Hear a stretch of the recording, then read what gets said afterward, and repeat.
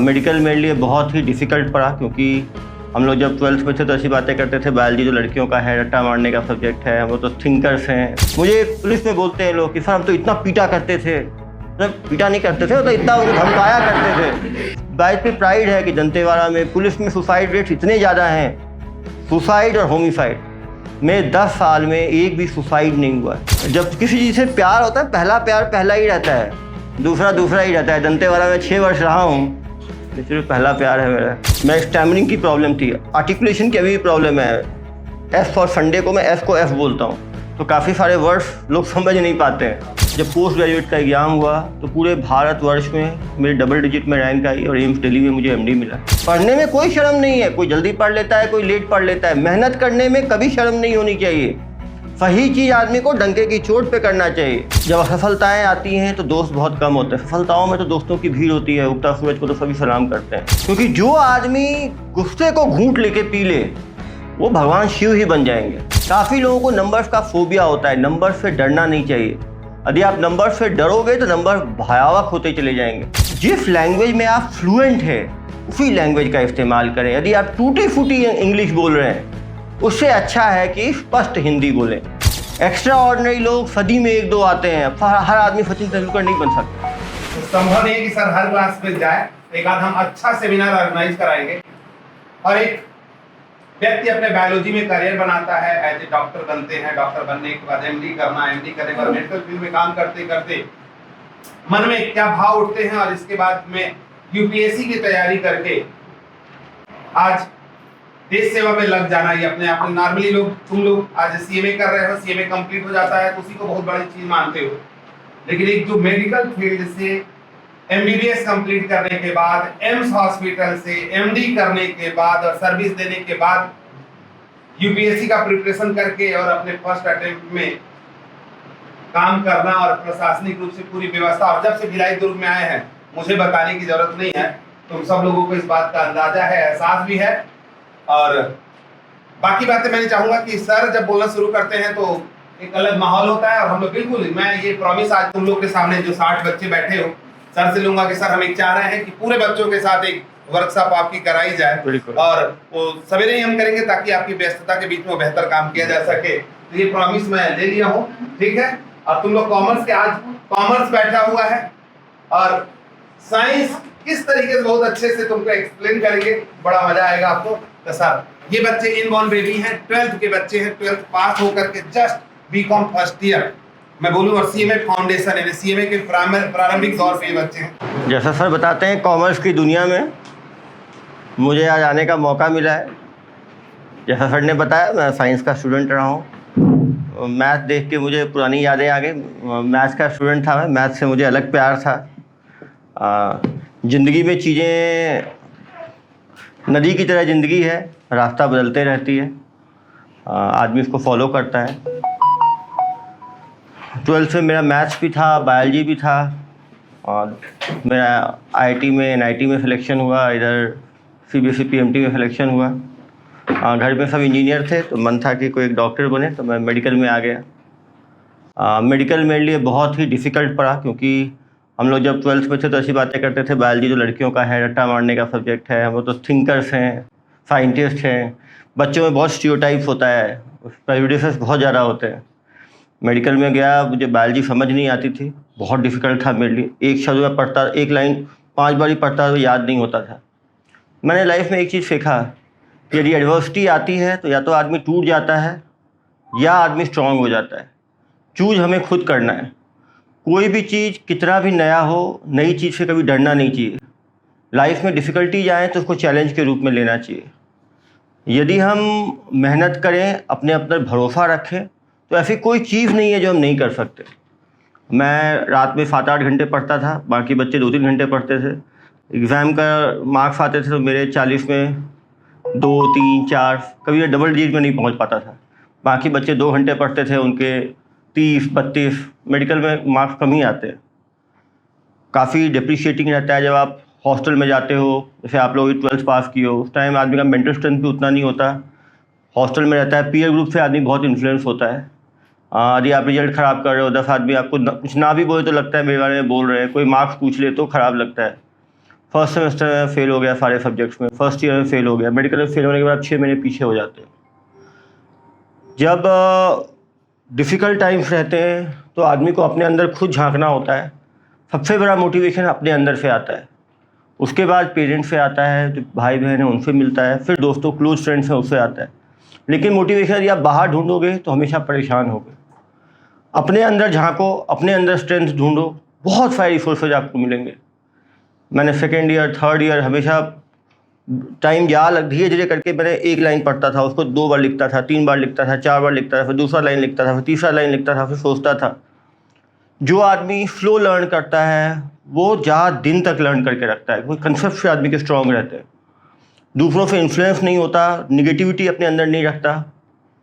मैंने जब post graduate का एग्ज़ाम हुआ तो पूरे भारतवर्ष में मेरे डबल डिजिट में रैंक आई और एम्स दिल्ली में मुझे एमडी मिला। ये बात जब एम्स का रिजल्ट आया तब लोगों ने बोला कि उसी साल 2005-06 में पेपर लीक काफ़ी हो रहा था पीएमटी का और पीजी का, तो लोग कहे रंजीत डॉन बेगूसराय के रहने वाले, वहीं का रहने वाला हूँ मैं। लोगों ने कहा पेपर लीक हो गया होगा, ये बच्चा 4 साल सिंगल डिजिट मार्क्स लाया, ये अचानक कैसे double digit rank all India level पे ला सकता है। ये 2006 की बात है, लोग बोलने वाले बोलेंगे ही, जो कमी निकालेंगे। 2012 में जब मैंने सिविल सर्विस देने का फैसला लिया तो मैंने अपना ऑप्शनल मेडिकल साइंस रखा, जो सबसे डिफ़िकल्ट ऑप्शनल है, जहाँ पूरे 6 साल के सब्जेक्ट्स आते हैं। टेक्निकल सब्जेक्ट्स बहुत मुश्किल होता है रखना। 2005 का MBBS 2012 में मैंने दिया, मेडिकल साइंस के साथ दिया और मेरा सिलेक्शन हुआ IPS में। तो आप चीज़ों को इस तरह से पढ़ो कि वो 5 साल, 10 साल, 15 साल बाद भी काम आए। लाइफ में जब असफलताएँ आती हैं तो दोस्त बहुत कम होते हैं, सफलताओं में तो दोस्तों की भीड़ होती है, उगता सूरज को तो सभी सलाम करते हैं। जब आप असफल हो, जब फेलियर के साथ गुजर रहे हो, तो आप अपने आप को कैसे लिफ्ट करते हो, उसमें आदमी का जो इनर स्ट्रेंथ, आदमी की जो पर्सनैलिटी है वो सामने आती है। कभी भी आज के टाइम में जो हमारे टाइम तो सोशल मीडिया नहीं था, ऑर्कुट आया था 2003-04 में, उसके बाद फेसबुक आया, उस टाइम सोशल मीडिया नहीं था, तो कम से कम रिजल्ट ये व्हाट्सएप पे शेयर नहीं होते थे एक दूसरे। आजकल तो जैसे रिजल्ट आता है इमोजी आना शुरू हो जाता है, वो फेल हो गया, वो ऐसा हो गया, वैसा हो गया, सब तरह के हम डिस्कशन करते हैं। मैं फॉर्चुनेट था, उस टाइम पर सोशल मीडिया नहीं था। लेकिन सोशल मीडिया हो ना हो, सोशलाइजेशन तो है ही है। जब भी आप ख़राब करो, ये मत सोचो लोग क्या सोच रहे हैं, लोगों का काम है सोचना, वो तो सोचेंगे। आप ये सोचो कि ये रिजल्ट आया, इसमें कहाँ कहाँ मैंने गलतियाँ की, कैसे मैं इम्प्रूव कर सकता हूँ। डेली कम से कम आधा घंटा रात में दो कि सुबह से शाम तक मैंने क्या किया। पहले एक डायरी राइटिंग एक चीज़ हुआ करती थी, जब से ये व्हाट्सएप और ये आ गया, मोबाइल आ गया, मैं डायरी राइटिंग छोड़ दी। तो हम डायरी राइटिंग ना भी करें तो कम से कम हर घंटे का एक करें कि मैंने 8 से 9 क्या किया, 9 से 10 क्या किया, 10 से 11 क्या किया। तो आपको एक सेल्फ फीडबैक मिलेगा कि मैंने 24 घंटे में प्रोडक्टिव आवर्स कितने रहे मेरे, और उस प्रोडक्टिव आवर्स में मैंने कैसे मैं इसको बढ़ा सकता हूँ। बहुत ज़रूरी है, हर सब्जेक्ट को पढ़ने का एक तरीका है, उस तरीके को हम समझें। एग्ज़ाम नॉलेज एक चीज़ है, एग्ज़ाम क्रैक करना एक चीज़ है। मैं ये नहीं बोलता जिनका नॉलेज है वो सारे एग्ज़ाम्स क्रैक ही करेंगे। एग्ज़ाम क्रैक करने के लिए एग्ज़ाम के पैटर्न को समझना बहुत ज़रूरी है। यदि हम पैटर्न नहीं समझेंगे, टेस्ट क्रिकेट अलग है, वनडे क्रिकेट अलग है, T20 अलग है, यदि हम पैटर्न नहीं समझेंगे, T20 को यदि हम टेस्ट क्रिकेट की तरह खेलेंगे तो भी हम रिजल्ट नहीं दे पाएंगे, टेस्ट क्रिकेट को T20 की तरह खेलेंगे तो भी नहीं कर पाएंगे। लेकिन ज़्यादातर जो अच्छे प्लेयर हैं वो T20 में भी अच्छे होते हैं, वनडे में भी अच्छे होते हैं, टेस्ट में भी अच्छे होते हैं। कभी पैटर्न को लेकर नहीं होना चाहिए। MCQ पैटर्न है तो तैयारी कैसी करनी है, MCQ की अलग तैयारी है, सब्जेक्टिव एग्ज़ाम है तो उसकी अलग तैयारी है, इंटरव्यू है तो उसकी अलग तैयारी है। यदि हम पैटर्न को नहीं समझेंगे, क्वेश्चन क्या पूछ रहा है, कितने टाइमिंग में करना है। कुछ एग्ज़ाम में फास्ट लिखना पड़ता है, कुछ में क्या होता है टाइम लिमिट की टेंशन नहीं रहती, एक ही ऐसे लिखना है 3 घंटे में लिखना है, कुछ जगह पे 4 ऐसे लिखने हैं 3 घंटे में, सबका अलग है। यदि आप पैटर्न नहीं समझोगे, बहुत ज़रूरी है हर चीज़ का हम मॉक टेस्ट दें, समझें, कभी हम भागें नहीं। काफ़ी लोग क्या सेल्फ फीडबैक से भागते हैं, अरे तैयारी पूरी हो जाएगी तब हम मॉक टेस्ट देंगे, तैयारी पूरी हो जाएगी तब हम मॉक। तैयारी किसी की पूरी नहीं हुई। जो टॉपर्स होते हैं वो लास्ट डे तक कभी आदमी अपने हिसाब से पूरा नहीं कर सकता।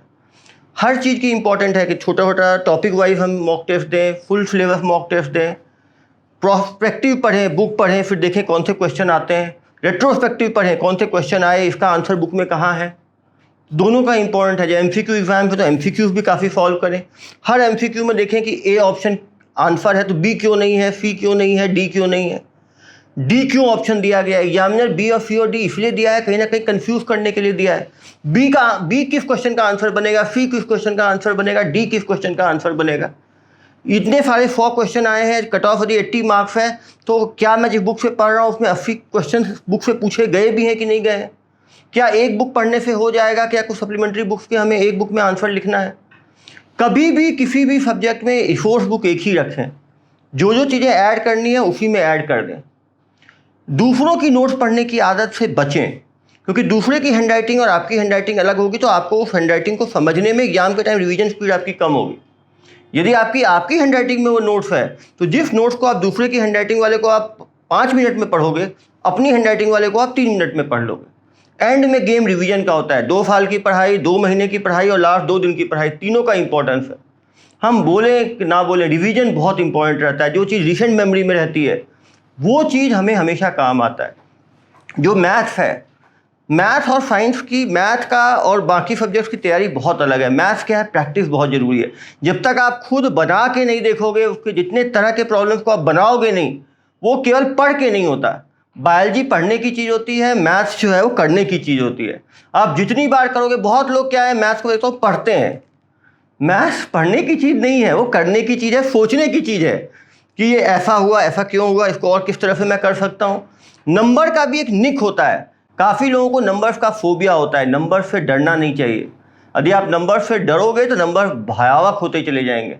मेरा हमेशा मानना है कि बायोलॉजी मेहनत करके आदमी, इवन बायोलॉजी है, ह्यूमैनिटी है, आदमी यदि मेहनत करे तो कोई भी चीज़ समझ सकता है। लेकिन मैथ्स में एक निक बहुत ज़रूरी है। यदि वो चीज़ नहीं, आप देखोगे बहुत बच्चे जो मैथ्स में कमज़ोर रहते हैं वो लाइफ लॉन्ग उनको फियर रहता है। बालिकाओं में मैथ्स को लेके थोड़ा ज़्यादा फियर रहता है। मैं क्योंकि सेक्सिस्ट रिमार्क्स नहीं देना चाहता, लेकिन दुनिया भर में देखा गया है कि लेफ़्ट ब्रेन जो है लड़कियों में क्रिएटिविटी ज़्यादा होती है, राइट ब्रेन ज़्यादा काम करता है। लेफ़्ट ब्रेन में थोड़ा सा उनको ये रहता है, क्योंकि इसलिए आप देखोगे कैलकुलेशन से लड़कियां थोड़ा भागती हैं। यही कारण है कि IIT में आप देखिएगा कि लड़कियों की संख्या पहले से कम थी, बस शुरू से कम रही है ट्रेडिशनली। मेडिकल में आप देखिएगा बड़े बड़े एंट्रेंस एग्जाम्स में भी लड़कियाँ ज़्यादा रहती हैं। लेकिन इसका कहना ये नहीं है कि कोई पीछे रहता है। आपने देखा होगा, नाम सुना होगा बड़े बड़े मैथमेटिशियंस का, सब महिलाएँ ही रही हैं। हमारी वो कैलकुलेशन क्वीन थी जो अभी जस्ट कुछ दिन पहले ही उनका देहांत हुआ, शकुंतला देवी, वो भी महिला थी। तो ऐसा नहीं बोलता कैलकुलेशन, लेकिन मैथ्स को करके देखें। मैथ्स के प्रॉब्लम डेली यदि बनाना है तो 8-10 प्रॉब्लम बना के देखें। कैलकुलेशन यदि आप इतना बनाओगे, कैलकुलेशन की स्पीड आपकी बढ़ेगी। बहुत सारे क्वेश्चन वही रिपीट यदि सेम टू सेम होगा तो आंसर ही पता रहेगा। लेकिन आप रटिए मत। यदि मैथ्स को आप रटेंगे, कोई भी चीज़ को, जैसे इकोनॉमिक्स है, टर्म वाली चीज़ें, टर्म्स को समझने का कोशिश करें। बहुत ज़रूरी है आप कंटेम्पररी चीज़ों से, रेलेवेंट चीज़ों से आप ओरिएंटेड रहें। सभी लोगों को आदत छूट गई है न्यूज़पेपर पढ़ना चाहिए। आजकल तो ऑनलाइन भी आ गया है। कम से कम यदि आप कॉमर्स के स्टूडेंट हैं तो इकोनॉमिक्स की चीज़ें आपको पता होना चाहिए। GDP कहाँ बढ़ रहा है, कहाँ घट रहा है, दुनिया भर में कौन से इकोनॉमिक डिसीजंस लिए जा रहे हैं। रेलेवेंट जो कंटेम्पररी चीज़ें होती हैं, वो जिसकी नॉलेज यदि आदमी को, जैसे अभी PMLA एक्ट में जो है चार्टर्ड अकाउंटेंट्स को भी इंक्लूड कर लिया गया है। काफ़ी चीज़ें जो रेलेवेंट चलती रहती हैं न्यूज़ में। जो आदमी नई चीज़ें जानता है, कंटेम्पररी चीज़ जानता है, तो एक कॉन्फिडेंस आदमी के अंदर होता है। आप कितनी भी नॉलेज ले लो, डिग्री, 2 चीज़ें होती हैं। आप कहीं भी पर्सनैलिटी असेसमेंट में जाओगे, एक तरफ आपकी डिग्रीज रहती हैं जो बयान करती हैं आपके एकेडमिक अचीवमेंट्स को, और दूसरा आप सामने रहते हो। जो सामने व्यक्ति है वो डिग्री से ज़्यादा वैल्यूएबल है, क्योंकि सामने सामने बातचीत हो रही है। आपका कॉन्फिडेंस कितना अच्छा है, आप कैसे जेस्चर दे रहे हो, कैसे बैठ रहे हो, कैसे परमिशन ले रहे हो, कैसे आई टू आई कांटेक्ट है, कैसे कॉन्फिडेंस है आपका, कैसे अपनी बातें आप बता पा रहे हो। ये बहुत ज़रूरी है, क्योंकि कॉमर्स में आप एलिटिस्ट लोगों से मिलते हो तो इंग्लिश का एक अलग इम्पोर्टेंस है। हम माने ना माने, इंग्लिश इस देश में एलिटिज्म को शो करता है। मैंने UPSC का इंटरव्यू हिंदी माध्यम से दिया। मैंने जब पहला क्वेश्चन यही पूछा गया, आपने MBBS इंग्लिश में किया, आपने MD इंग्लिश में किया, आप इंग्लिश स्कूल से पढ़े हैं। लेकिन मैं हमेशा मानना है कि भाषा एक माध्यम है अपने इमोशंस को दूसरे तक पहुंचाने के लिए। कोई भाषा छोटी नहीं होती। आप यूरोप में जाएंगे, लोग फ्रेंच बोलने में प्राइड फील करते हैं, रशियन बोलने में प्राइड फील करते हैं, चाइनीज़ प्राइड फील करते हैं। हमें अपने लैंग्वेज में प्राइड होना चाहिए, लेकिन कोई भी नई चीज़ को ग्रहण करने में कभी संकोच नहीं होना चाहिए। आज के दिन में इंग्लिश इंटरनेशनल लैंग्वेज है, इसमें कोई डाउट नहीं है। डॉलर इंटरनेशनल करेंसी है, वैसे ही इंग्लिश जो है इंटरनेशनल लैंग्वेज है। यदि आप जानते हैं तो एक बहुत बड़ा एडेड एडवांटेज है।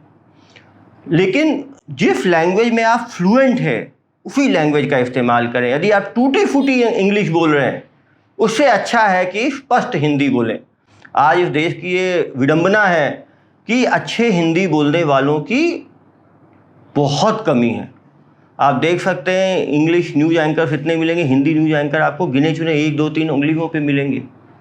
भाषा अच्छी रखें, अभद्र भाषा डेवलप ना करें, वो भी एडिक्टिव है। काफ़ी इंटरव्यूअर्स ये भी चेक करते हैं कि आपका भाषा कैसी है। वो ये चेक करते हैं कि आप गुस्से को कैसे कंट्रोल करते हो। एंगर कंट्रोल मैकेनिज्म बहुत ज़रूरी है। आज के दिन में जो एट्रिशन रेट इतने ज़्यादा हैं, कोई कंपनी नहीं चाहती हम ऐसे आदमी को रखें जो आते ही भाग जाए, आते ही लड़ाई झगड़ा करे। जो लड़ाई झगड़ा करेगा वो एक खुद भी नाराज़ होगा और 4-5 लोगों को और अपने साथ ले डूबेगा। तो एंगर कंट्रोल बहुत ज़रूरी है आज के दिन में, कि आपको गुस्सा आया तो कैसे आप गुस्से को कंट्रोल कर रहे हो, कैसे आप साइड हो जा रहे हो। गुस्सा का ऐसा वेव होता है, ऐसे ऊपर चढ़ता है, आपने उस वेव को झेल दिया तो अपने आप नीचे उतर जाता है। कोई आदमी पूरे टाइम 24 घंटे इस लेवल ऑफ गुस्सा में नहीं रह सकता, और रहेगा तो मर ही जाएगा वो। तो वो बहुत इंपॉर्टेंट है। इसीलिए बहुत ज़रूरी है कि आप कंपैशन और पेशेंस सीखें। ये आपको पर्सनल रिलेशन में भी बाद में मदद करेगा, ये आपको प्रोफेशनल रिलेशनशिप में भी हेल्प करेगा। क्योंकि जो आदमी गुस्से को घूंट लेके पी ले, वो भगवान शिव ही बन जाएंगे। गुस्से को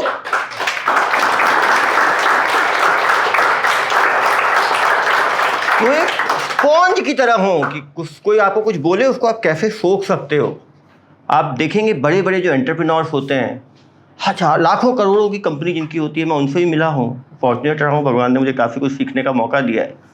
उनके छोटे एम्प्लॉय जो नई इंटर्नी जाते हैं, वो बोलते हैं फिर ऐसे होना चाहिए, आप लोग ऐसा करते हो, तो वो भी उस आइडियाज़ के लिए भी ओपन रहते हैं और रिस्पॉन्स नहीं करते। जबकि हमारे अंदर इतना ईगो आ जाता है कि हम तो इतने हेड हैं, हमें बच्चा कैसे एडवाइस दे सकता है। हमेशा अपने को ओपन टू लर्निंग होना चाहिए। और दुनिया भर में जितने रिसर्चर्स हुए हैं, बड़ी बड़ी चीज़ें हुई हैं, सब 20, 30, 35, 40 साल के लोगों ने किया है। तो यदि मैं 50 की उम्र जब आएगी, जब मैं सोचूंगा कि ये मेरे से ज़्यादा कैसे जानता है, वही ज़्यादा जानेंगे, कि वही नया चीज़ सोच सकते हैं। जो न्यू आइडियाज़ हैं, इनोवेटिव आइडियाज़ हैं, क्रिएटिव आइडियाज़ हैं, वो इसी उम्र में आती है। वो बुढ़ापे में 70-75 साल में किसी ने कोई नया रिसर्च नहीं किया। तो अपने को ओपन होना चाहिए उस चीज़ से। कभी अपने को ये नहीं सोचना चाहिए कि मैं इस लेवल पे हूँ, ये छोटा है। लाइफ में छोटा बड़ा कोई भी नहीं है। मैंने कहा लाइफ एक मैराथन है। आज जब हम पीछे देखेंगे 100-200 लोग हमसे आगे निकल जाएंगे। लाइफ बहुत बड़ी रेस है। हमें हमेशा 2-3 अच्छे फ्रेंड्स रखो, जिसके साथ चीज़ें शेयर करो, एक दूसरे को आगे बढ़ाओ। जो निगेटिविटी है, जो निगेटिव कंपटीशन है, अरे उसने तो रात में 2 घंटे एक्स्ट्रा पढ़ लिया, वो तो मैं देखता रहा कॉलेज में लोग लाइट बंद करके छोटा सा बल्ब जला के पढ़ते थे, फिर दूसरे को लगे कि सोया हुआ है ये। हमें पॉजिटिव चीज़ों में कम्पीट करना चाहिए। यदि मैं मेहनत कर रहा हूँ, पढ़ रहा हूँ, तो मुझे क्या शर्म। हम गलत काम करने में हमें शर्म होनी चाहिए। हम स्मोकिंग कर रहे हैं, हम अल्कोहल ले रहे हैं, हुड़दंग मचा रहे हैं, उसमें हमें शर्म होनी चाहिए। पढ़ने में कोई शर्म नहीं है। कोई जल्दी पढ़ लेता है, कोई लेट पढ़ लेता है। मेहनत करने में कभी शर्म नहीं होनी चाहिए। सही चीज़ आदमी को डंके की चोट पे करना चाहिए। मेरे से कॉलेज में लोग बोलते थे,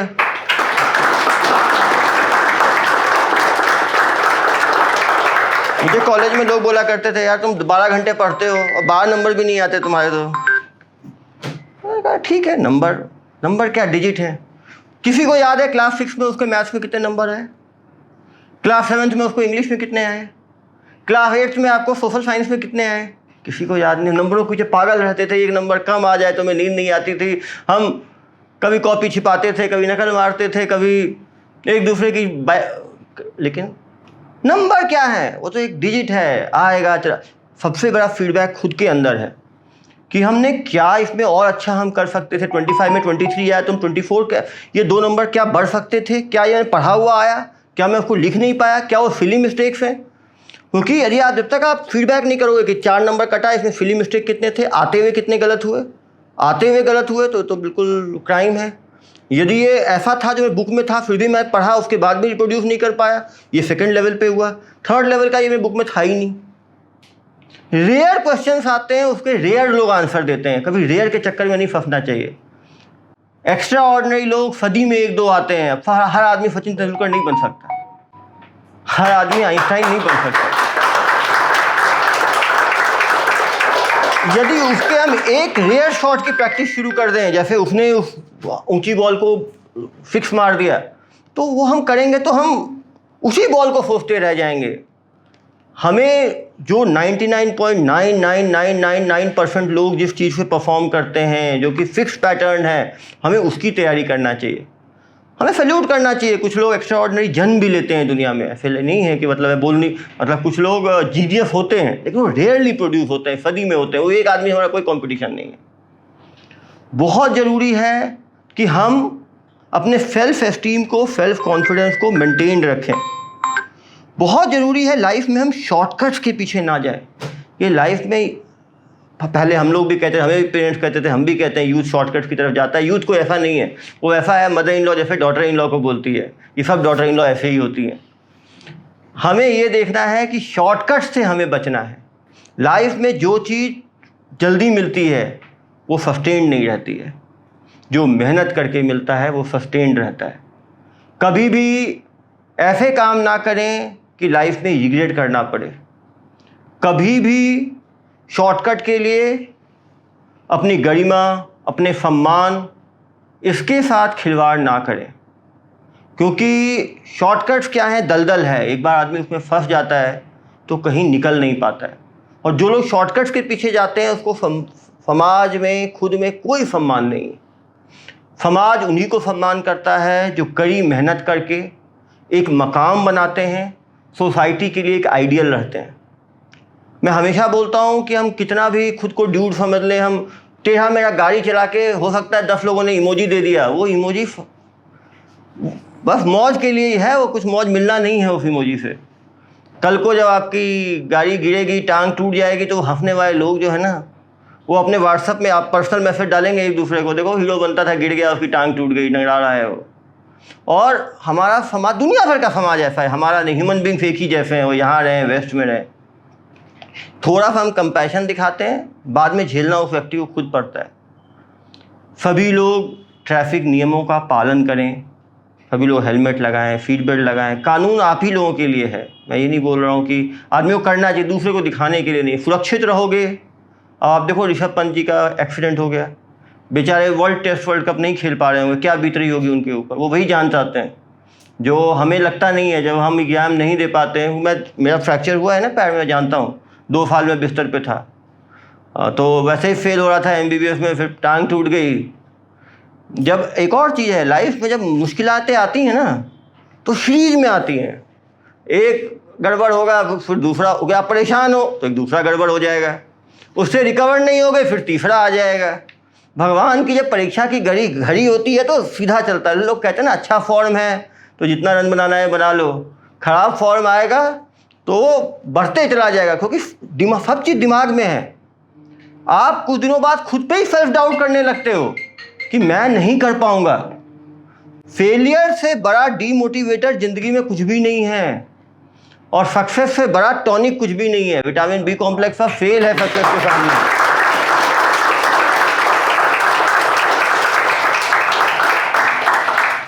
एक समय था कि मैं 2 मिनट नहीं बोल पाता था मंच पे। मैं स्टैमरिंग की प्रॉब्लम थी, आर्टिकुलेशन की अभी भी प्रॉब्लम है। एस फॉर संडे को मैं एस को एफ बोलता हूँ, तो काफ़ी सारे वर्ड्स लोग समझ नहीं पाते हैं।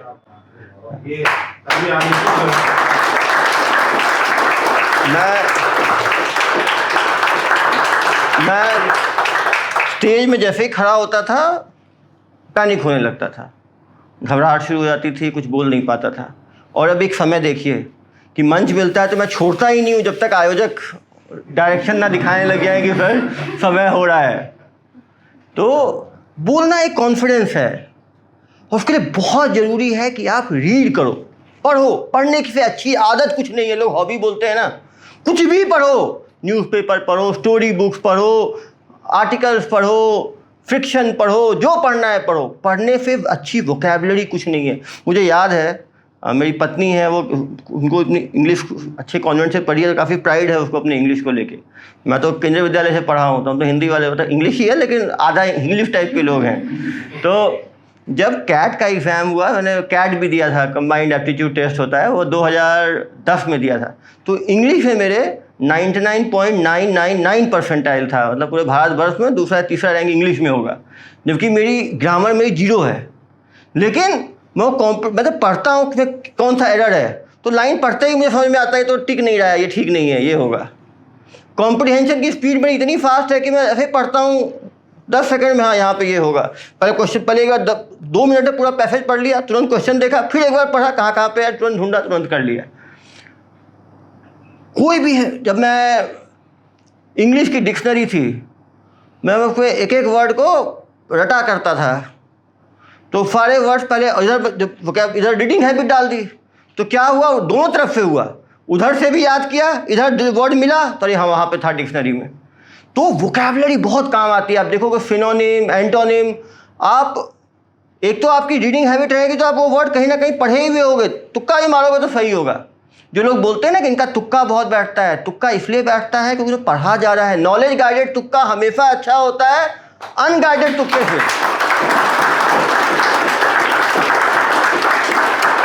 एक है जो दिमाग में सामने है, एक दिमाग के पीछे। माइंड बहुत कॉम्प्लेक्स चीज़ है, ब्रेन आसान चीज़ है, उसको आप समझ सकते हो, माइंड को नहीं समझ सकते। माइंड में कॉन्शियस माइंड, सब कॉन्शियस माइंड, बहुत सारी चीज़ें होती हैं। आप देखते हो कभी नींद में आप रहते हो, गाड़ी चला रहे होते हो, अचानक 2 मिनट बाद याद आता, नींद में था, एक्सीडेंट क्यों नहीं हुआ, वो सब कॉन्शियस माइंड काम कर रहा होता है।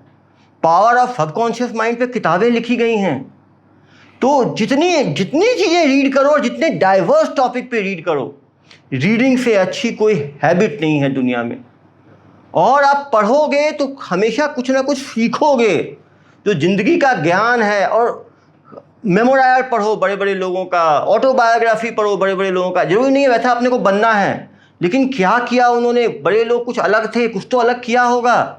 कम से कम आपने 10 लोगों का पढ़ेंगे, पता होगा ये 10 लोगों ने ऐसे ऐसे किया, मैं ऐसे करूँगा। अपना हर आदमी अलग है, पढ़ो सबकी, करो अपनी। मेमोरायर पढ़ें, ऑटोबायोग्राफी पढ़ें, हिस्ट्री पढ़ें, ज्योग्राफी। जब हम स्कूल में थे तो हमें लगता था हम साइंस के स्टूडेंट हैं, आर्ट्स है, तो जो बच्चे कम पढ़ते हैं वो आर्ट्स में जाते हैं। जब यूपीएससी की तैयारी की तो मालूम चला कि कितना डेप्थ है आर्ट्स में, कॉमर्स। हमारे प्रेजुडिसेस इसलिए होते हैं क्योंकि हमें नॉलेज कम होती है, हमें दूसरों के बारे में पता नहीं होता। जब इंटरपर्सनल कॉन्टैक्ट होता है, उस चीज़ को हम जानते हैं, तो प्रेजुडिस अपने आप टूट जाते हैं। दुनिया भर में हर चीज़ का रेलेवेंस है। कोई भी कोर्स इसलिए नहीं पढ़ाया जाता कि उसका कोई रेलेवेंस नहीं है। ऐसा होता तो यूनिवर्सिटीज़ बंद कर दिए गए होते। हर चीज़ को पढ़ो तो समझने की कोशिश करो। एक क्रिटिकल रीजनिंग बहुत ज़रूरी है। ये चीज़ है, जीएसटी आया, जीएसटी के पहले क्या था, जीएसटी के बाद क्या हो सकता है, दुनिया भर में क्या मॉडल्स हैं, कौन से सक्सेसफुल मॉडल्स हैं, इसको कैसे इम्प्रूव किया जा सकता है, क्या इसकी कमियां हैं, इसमें किन लोगों ने इनको बनाया, उनके बारे में पढ़ो। इंडिया, बाकी आसपास के कंट्रीज में कौन से रेजीम हैं, हर चीज़ को खुद परखो। आप, मैं देखता हूँ जो लोग मैसेज फॉरवर्ड करते हैं ना, फर्जी मैसेजेस, अज्ञानता, वो ज़्यादा ज्ञानी लोग करते हैं, अज्ञानी लोग कम करते हैं। हमें लगता है हमें बड़ा ज्ञान है, जो मिला तुरंत फॉरवर्ड कर दिया। वो आदत से ही बचें, हर चीज़ को परखें। क्योंकि आप फॉरवर्ड करो, दूसरा आदमी सोचेगा इनके द्वारा भेजा गया है, मतलब इनके द्वारा उसको कंफर्म किया गया है, तो कल को बदनामी आपकी होगी। हमें पढ़े हुए हैं तो पढ़ा हुआ दिखना भी चाहिए। अभी 2 जो साइबर फ्रॉड हुए हैं दंतेवाड़ा में, दंतेवाड़ा ही बोल रहा हूँ, 6 साल रहा हूँ दुर्ग में। जब किसी चीज़ से प्यार होता है, पहला प्यार पहला ही रहता है, दूसरा दूसरा ही रहता है। दंतेवाड़ा में 6 वर्ष रहा हूँ, सिर्फ पहला प्यार है मेरा। तो सर मैं बहुत आपका, मैं थोड़ा सा रोक रहा हूँ बीच में, इतनी डिमांड है वहाँ। ये 14 बच्चे सीएमए फाइनल कर रहे हैं, और सीएमए फाइनल करने के विदिन अ मंथ ये बच्चे पूरे जॉब में चले जाते हैं। तो इनकी तरफ से बात आई, अभी उधर 60, 65, 70 बच्चे बैठे हैं, बस उनके पास 5 मिनट आपको जस्ट इसी बिल्डिंग के ऊपर चलना रहेगा। 5 मिनट उनके साथ आप रह लेंगे, हाँ ये बस। और कुछ क्वेश्चन बच्चों की तरफ से मेरे पास आए हैं तो मैं आपके साथ बिल्कुल जरूर वो पूछूंगा वो पूरे प्रश्न। ठीक, नहीं वहां नहीं जाएंगे, आएंगे बाद में आएंगे, अब बैठ जाओगे बस। जहाँ हम बात कर रहे थे साइबर क्राइम की, बहुत ज़रूरी है सभी बच्चों के लिए समझें कि जो साइबर फ्रॉड करने वाले हैं सब अनपढ़ लोग हैं, और जितने फ्रॉड जिनके साथ हो रहे हैं वो सारे पढ़े लिखे लोग हैं। 2 अभी दुर्ग में हुए पिछले 1 हफ्ते में, दोनों एमटेक हैं। एक इंजीनियरिंग कॉलेज में पढ़ा रहे हैं, एक एमटेक करके बीएसपी में काम कर रहे हैं। दोनों के 2-2 लाख रुपए साफ हो गए। कभी भी पैनिक ना हो। लाइफ में 2 चीज़ें बहुत, ग्रीड और फियर, ये दोनों गड़बड़ हैं। फ्रॉडस्टर्स इसी का इस्तेमाल करते हैं और आपको नुकसान पहुंचाते हैं। मैं साइबर फ्रॉड की तरफ नहीं जाना चाहूँगा। सभी बच्चों को मैं बताऊंगा, एक अपनी हैंडराइटिंग अच्छी रखें। एक ये जो टेक्नोलॉजी आ गई है, कंप्यूटर टाइपिंग आ गया है, वो अच्छी बात है, लेकिन हैंडराइटिंग आपके फेस की तरह है। जैसा आपका फेस है, जब आप कहीं किसी को, आप इंटरव्यू में जाते हैं, 2 लाइन का नोट भी लिख के भेजते हैं ना, सर मैं आ रहा हूँ, मैं मिलना चाहता हूँ, अपनी हैंडराइटिंग में, तो हैंडराइटिंग बहुत काउंट करता है। अच्छी हैंडराइटिंग दिखाता है आपके डिसिप्लिन को। तो जिनकी हैंडराइटिंग कितनी भी कैसी भी है, उसको थोड़ा इंप्रूव करने की कोशिश करें। 30 है, 100 के स्केल में किसी हैंडराइटिंग 30 है, 35 करें, 40 है तो 45 करें, 60 है तो 65 करें। होता क्या, एज के साथ तो ख़राब होती चली जाती है। जिसका 40 है उसका 35 वाला 30 वाला 25। तो डिक्रीमेंटल ना दें उसको, इंक्रीमेंटल रेस्पॉन्स दें। कभी भी कहीं भी इंटरव्यू देने जाएं, अपनी वेशभूषा सौम्य रखें। आप देखते हैं फॉर्म में वेशभूषा हमेशा एक आई कैचिंग भी रहता है और कभी आपको निगेटिव नहीं लेके जाएगा। यदि पॉजिटिव ना भी लेके जाए तो निगेटिव आपका नहीं करेगा। आप जब बैठते हो कभी इंटरव्यू के बाहर, वहाँ भी सीसीटीवी लगे रहते हैं। जो बड़े बड़े जो इंटरव्यूअर्स होते हैं वो नज़र देखते हैं कि जब कोई आपको नहीं देख रहा है तब आपका बिहेवियर कैसा है। आप बड़ी बड़ी कंपनीज में जाओगे, मैंने देखा है, हम तो इंटरव्यू लेते भी थे, जो वो बिहेवियर होगी वो क्या है, आपका बिल्कुल नॉर्मल बिहेवियर, नेचुरल बिहेवियर है। बहुत लोग वहाँ जाते हैं, अपना पैर लेके टेबल पर डाल दिए, कोई चाय पिया ऐसे कप फेंक दिया, कोई वहीं पे रिवीजन करने लग गया। अरे इंटरव्यू की आप 10 मिनट में क्या रिवीजन कर लोगे जब आपने इतने सालों किया है। वहाँ पेशेंटली बैठें, आराम से एक अच्छे जेस्चर में रहें। मैं देखता हूँ वहीं पे कोई अभद्र भाषा का प्रयोग शुरू कर देते हैं। अरे मैं तो एग्जामिनर की मार ली, मैंने ये कर लिया। नहीं, ये फैक्ट है, ऐसा नहीं कि मैं कहीं आउट ऑफ ब्लू बोल रहा हूँ। मैंने सुना है लोगों को बोलते हैं, अच्छा एग्जामिनर अंदर सीसीटीवी से देख रहा है, बेचारे पे क्या बीती होगी सोचो आप।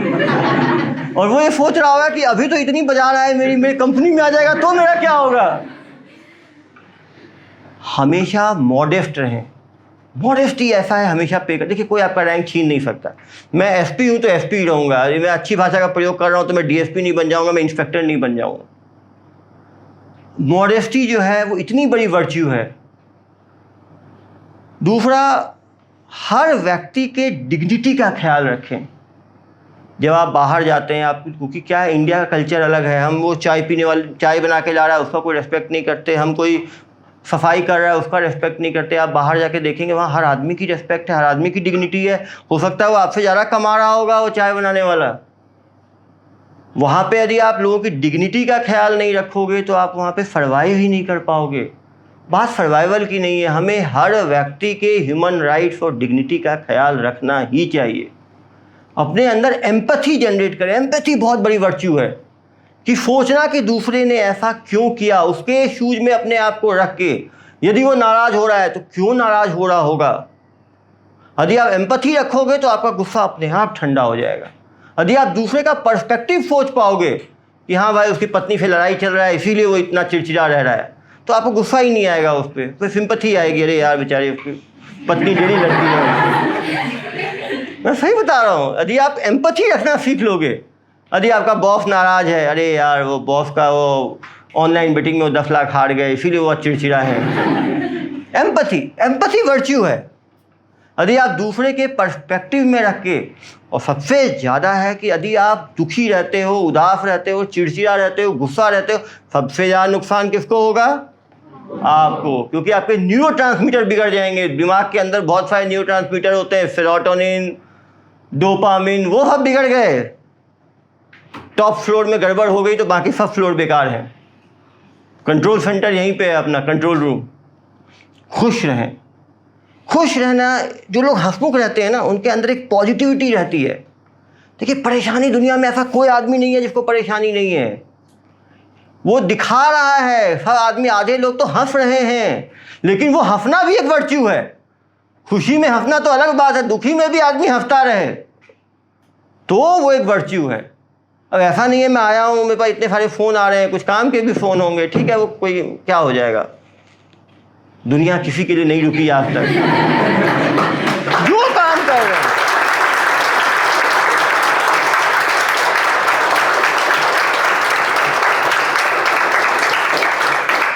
मेरा हमेशा मानना है, जो काम करो पूरी शिद्दत से करो। अब यहाँ भाषण दे रहा हूँ, ध्यान मेरा यहाँ है, कोई आ जाए फ़ोन, मैं जब भी आता हूँ डाला उसको वाइब्रेटर पे, फिर बातचीत शुरू करता हूँ। कारण क्या है कि फोकस आपका, कुछ लोग क्या करते हैं, जब टीवी देख रहे हैं तब पढ़ाई का, अरे यार पढ़ाई नहीं कंप्लीट हुई, पढ़ाई के टाइम आएगी तो टीवी का सोचेंगे सीरियल में क्या हुआ। अब हमेशा वो चीज़ देखो, जब आप पढ़ाई कर रहे हो तो ऐसी एपिसोड्स ना देखो जो इमोशनली हो, इमोशनल चीज़ें जिस दिखाती हो, क्योंकि वो कैरी फॉरवर्ड होगा। जैसे पढ़ाई से पहले क्रिकेट मैच देख रहे हो, अब इंडिया जीत गया, अरे यार कोहली ने क्या शॉट मारा, रोहित शर्मा ने क्या वो वाला सिक्स क्या मारा, वो सोचते रहोगे। हार गया, अरे यार रन आउट हो गया, उसको इसको बॉलिंग देनी, हर आदमी एक्सपर्ट है इंडिया में, अरे यार उसको बॉलिंग दिए होते तो वो ऐसा कर देता, वो होता तो ऐसा हो जाता। ऐसी चीज़ें ना देखें जो इमोशनली, आपने कोई ह्यूमर का कॉमेडी शो देख लिया, उसमें किसको मतलब है, हंसे भूल गए। तो जब आप नॉर्मल टाइम में आप हर तरह की चीज़ें करो, एग्ज़ाम के टाइम में ऐसी चीज़ें मत करो जो इमोशनली लैडन हो, इमोशनली आपको परेशान करने वाला हो, क्योंकि आदमी इमोशनल एनिमल है। हम अलग नहीं कर सकते खुद को, कितना भी हम हो, कितने बड़े बड़े भी भाषण देना एक चीज़ है, अपने ऊपर आती है तो हर आदमी आदमी ही है। यदि हम ऐसी चीज़ें, अब मालूम है पत्नी से लड़ना है तो सुबह लड़ लो आराम से, ऑफिस मतलब टाइम देखिए, पढ़ना है मुझे, मैं आधी रात में पढ़ता हूँ और 10 बजे लड़ता हूँ। मैं पढ़ाई करने के बाद 2 बजे लड़ता हूँ, उस टाइम सोई रहती है, वो नींद में क्या लड़ेगी मेरे से, सोई नहीं। अरे आपको करना भी है तो टाइमिंग देखना है। मैं तैयारी कर रहा था 2012 में, मेरा 29 एज हो गया था, 1 साल बचा था जनरल में अटेम्प्ट मेरा। प्रीलिम्स दिया मैंने, पत्नी के साथ में शिमला चला गया तैयारी करने। घर वाले बोले लोग शिमला से आते हैं दिल्ली तैयारी करें, तुम शिमला चले गए तैयारी करने के लिए। 4 दिन पढ़ता है, 3 दिन हम लोग घूमते थे। लोग बोले तैयारी करने गए, घूमते फिरने गए हो। देखो, जितना टाइम दो पूरी एनर्जी के साथ दो। अब आप घूम रहे हो तो घूमो, पढ़ रहे हो तो पढ़ो, नहीं घूम रहे हो तो ऐसा काम मत करो जो आपको सोचना पड़े आके फिर 3 दिन। काम ऐसा करो जिसमें कोई टेंशन नहीं है। सामान खरीदा, ठीक, ज़्यादा में खरीद लिया, उसमें भी खुश, कम में खरीदा उसमें भी खुश, खुशी ढूंढो। परेशान होने वाली चीज़ में, आपको पता है घर बात करोगे मम्मी नाराज़ होगी, पत्नी मदर, अब नए हो आप लोग अभी, तो बात ही नहीं करना घर में, 1 हफ्ते में 1 बार नाराज़ होंगे तो एग्जाम के बाद देख लेंगे। बहुत ज़रूरी है कि अपने आप को इमोशनल टर्मोइल में मत रखो तैयारी के टाइम में। इसीलिए बहुत ज़रूरी है, सब नए बच्चे हो आप लोग, रिलेशनशिप्स की अपनी उम्र होती है। एक बार करियर बनाओ, करियर को प्राइमेसी रखो। मैं तो खुद भी पैर तुड़वा चुका हूँ, मुझे मालूम है कि ब्रेकअप्स बहुत ज़्यादा इमोशनल टर्मोइल क्रिएट करते हैं। ये फैक्ट है। कोई बोल दे, कोई 10 दिन में रिकवर कर जाता है, कोई 1 महीने में रिकवर कर, नॉर्मल टाइम लगता है 3 महीने रिकवरी में, जो मेरा पर्सनल एक्सपीरियंस है। नहीं मतलब, तो 3 महीने बहुत वाइटल है। यदि एग्जाम उस 3 महीने में आ गया तो क्या होगा।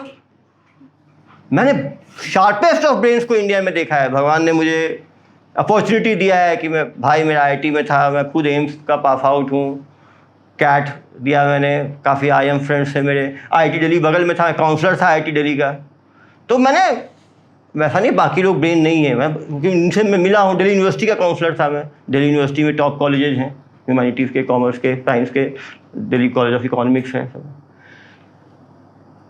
जो जितना शार्प है, जो जितना क्रिएटिव आदमी है, वो उतना ज़्यादा इमोशनली लेबाइल होता है और उसको इमोशनल अपसेट वो और ज़्यादा होता है।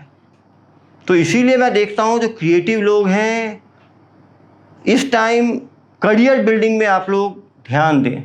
एक बार करियर बना लें, उसके बाद इस रिलेशनशिप की दुनिया में घुसें, क्योंकि इंडिया में हम माने ना माने करियर जो है वो रिलेशनशिप के प्रोपोर्शनल है। करियर ऊपर गया आपका रिलेशनशिप ऊपर जाएगा, करियर नीचे गया, रियलिटी बता रहा हूँ, क्योंकि इंडिया में हर आदमी को चाहिए सिक्योरिटी।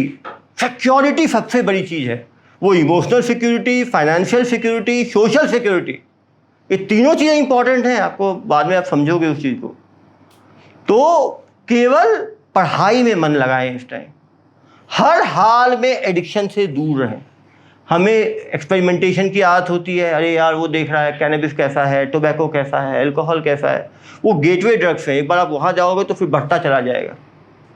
इस टाइम आप फोकस, 1 पॉइंट फोकस अपने करियर के लिए सोचो। जो भी आप करियर बनाना चाहते हो, जो आप कॉमर्स में हो तो कॉमर्स का करियर है।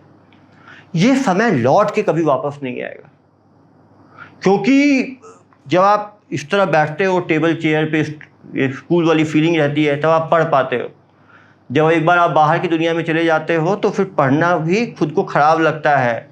चीज़ें नहीं आती हैं तो शर्म आती है बोलने में, मुझे नहीं आता, मैं आधा पाधा बना के सब आता है हमें।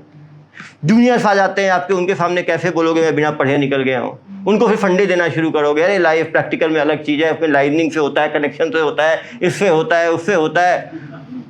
जो आदमी कमी है आदमी उसको दबाने की कोशिश करता है। लेकिन बताता हूँ, हार्ड स्किल जो है, नॉलेज, वो हमेशा रिफ्लेक्ट करता है। कितने आपने देखिए इतने सारे बुक छपते हैं, जो बुक अच्छी होती है वही सारे स्टूडेंट्स पढ़ते हैं। वो ये नहीं कि बुक दुकान वाले फिर की जान पहचान है वो अपनी बुक बिकवा देगा, ऐसा कभी नहीं होता। वो कोई भी प्रोफेशनल स्किल हो, वो मैंने डॉक्टरी देखी, मैंने लॉ देखा, मैंने सीएस देखे, जितने आप टॉप सीएस इंडिया में होंगे आप देख लेना, उनको अब 5-10 लोग खड़ा कर देना, मैं बता दूंगा ये 5 लोग टॉप में होंगे, 10 को आप। वो कारण क्या है? वो रिफ्लेक्ट करता है उनके कॉन्फिडेंस में, उनकी बातों में, उनकी नॉलेज में, उनके एक्सपर्टाइज में, उनके एक्सपीरियंस में। तो कभी भी नॉलेज से ना भागें। सॉफ्ट स्किल बहुत इंपॉर्टेंट है आज के ज़माने। कम्युनिकेशन स्किल, अपनी बात दूसरे तक रखना, इफेक्टिव कम्युनिकेशन, नेगोशिएशन स्किल्स। इतने सारे आजकल कॉन्ट्रैक्ट्स में प्रॉब्लम्स आती हैं, इतने सारे डिस्प्यूट रेजोल्यूशन एक बहुत बड़ा स्किल है। लोग मुझे बोलते हैं, अरे एसपी साहब बैठाते हो 2 लोग को तुरंत चीज़ें सॉल्व हो जाती हैं, हम तो सॉल्व ही नहीं कर पाते हैं। नेगोशिएशन बहुत बड़ी स्किल है। मुझे पुलिस में बोलते हैं लोग कि सर हम तो इतना पीटा करते थे, मतलब पीटा नहीं करते थे, तो इतना उनको धमकाया करते थे, धमकाया करते थे, तो वो कुछ नहीं बोलता था। आपके सामने खड़ा होता है, वो पूरी कहानी सुनाता है। आप तो आपके बोली में वो जादू है जो हमारे लाठी में नहीं है। हमेशा याद रखें, लाठी पे जबान हमेशा हावी हुई है। जब भी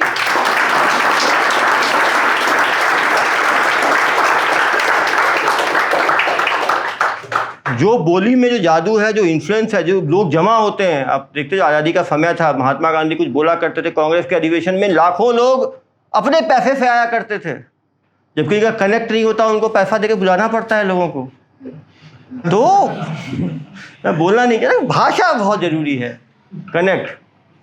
आज के टाइम में इंट्रोगेशन स्किल्स, नेगोशिएशन स्किल्स, एक आदमी को समझने की ताकत हो। जो आदमी को समझ पाए उसकी मैनेजमेंट में बहुत कद्र है, क्योंकि कोई दिल की बात आपको बता पाएगा तभी तो उसको आप सोल्यूशन दे पाओगे। कोई आपके पास आएगा, अपनी बात ही आधी पारी बताएगा आपको, तो उस पर आप कैसे डिसीजन लोगे? तो सक्सेसफुल लोग वो होते हैं जो दिमाग, माइंड से माइंड को कनेक्ट करते हैं और हार्ट से हार्ट को कनेक्ट करते हैं। ये स्किल बहुत ज़रूरी है।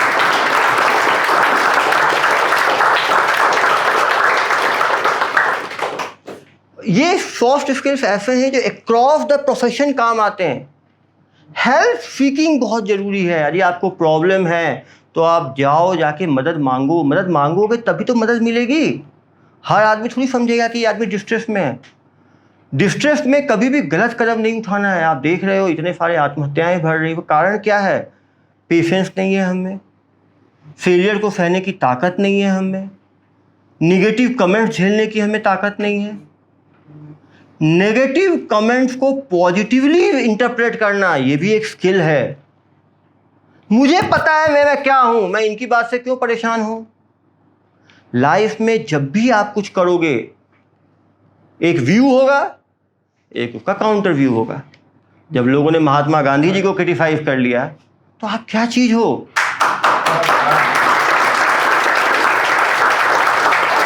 लोगों ने जब भगवान राम को क्रिटिसाइज कर लिया, सीता जी को अग्नि के ऊपर जाना पड़ा, पुरुषोत्तम राम थे, भगवान राम थे, तो हम तो एक आदमी हैं।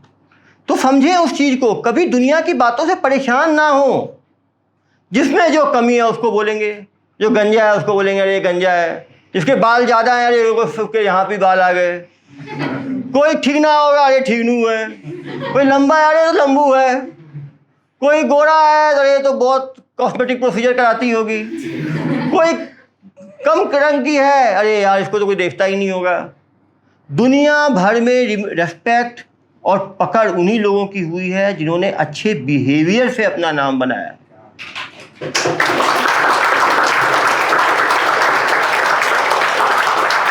फिजिकल एट्रीब्यूट्स कुछ घंटों के लिए आपको इम्प्रेस कर सकते हैं, कुछ महीनों के लिए कर सकते हैं, लेकिन जो आपकी पर्सोना है वो आपके फिजिकल एट्रीब्यूट से नहीं बनती, वो आपके इनर एट्रीब्यूट से बनती है।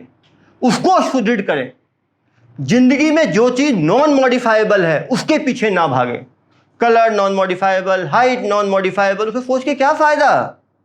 जो चीज़ मॉडिफाइबल है उसके बारे में सोचें, और मॉडिफाइबल चीज़ों को यदि आप मॉडिफाई करोगे तो आप बहुत आगे निकलोगे।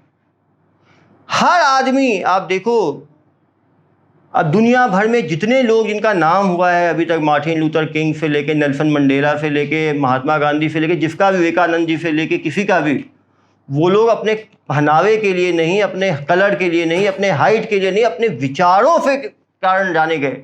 तो विचारों को सुदृढ़ करो, विचारों में नयापन लाओ, विचारों को अच्छा बनाओ और खुद आगे बढ़ो, साथ में दो चार लोगों को आगे ले जाने की हिम्मत रखो। एक लीडरशिप क्वालिटी बहुत जरूरी है किसी भी आदमी में, क्योंकि कोई एंटरप्रेन्योर बने, हर आदमी लीडर है। यदि आपके अंदर 5 आदमी हैं तो भी आप लीडर हो, आपके अंदर 10 आदमी है तो भी आप लीडर हो। आप आप लोग जब कहीं ना कहीं रिक्रूट हो गए तो लीडर के रूप में रिक्रूट हो गए। आपके नीचे यदि आप अपना एक दुकान भी खोलोगे एज ए सीए, तो आपके नीचे 5 आदमी रहेंगे, 10 आदमी रहेंगे। एक चाय वाला होगा, एक सफाई करने वाला होगा, एक स्टेनो होगा, एक टाइप करने वाला होगा। आप लीडर हो।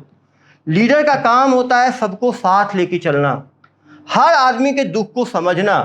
बहुत सारे इंटरवेंशन ऐसे होते हैं जो नॉन फाइनेंशियल होते हैं, यदि उसका दुख को हम सुन भी पाते हैं तो उसका दिल हल्का होता है।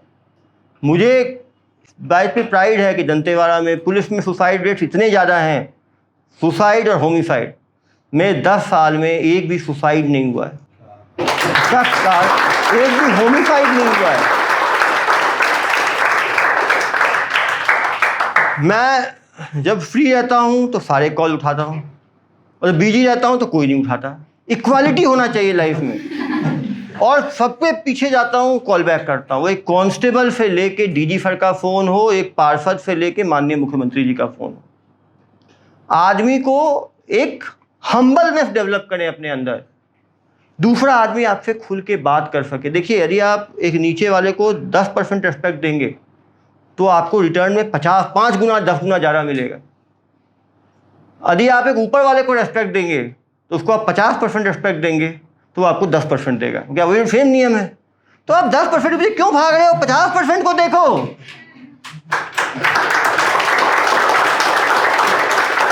बड़े लोग हैं, उनसे मैं सेल्फी लेने के लिए परेशान होऊंगा, क्या फ़ायदा? बेचारे नीचे 10 लोग मेरे सेल्फी लेने आते हैं, खुश होते हैं, उसको इंस्टाग्राम पे लगाते हैं, फेसबुक पे लगाते हैं, प्यार देते हैं। आपको एक पोजीशन पे आप हो कि जनता आपको प्यार दे पा रही है, लोग आपको मेंटर देख रहे हैं। ये सबको मौका ज़िंदगी में नहीं मिलता, वो मुकाम पाना पड़ता है। और बहुत ज़रूरी है कि अपना बिहेवियर इस तरह का रखें कि जिन लोगों की नज़रों में आज हम ऊपर हैं, उनकी नज़रों में हमें गिरना ना पड़े। क्योंकि एक बार हिमालय पे पहुंच जाना अच्छा है, हिमालय पे बने रहना बहुत मुश्किल है, और वहाँ से जब हम गिरते हैं तो बहुत पेनफुल होता है। जिन लोगों ने सक्सेस देखी है, जब वो नीचे आते हैं तो आप उनसे पूछिए उन पे क्या बीतती है। कभी भी इसकी आदत ना डालें। जो वर्चुअल फ्रेंड्स हैं उससे बचें।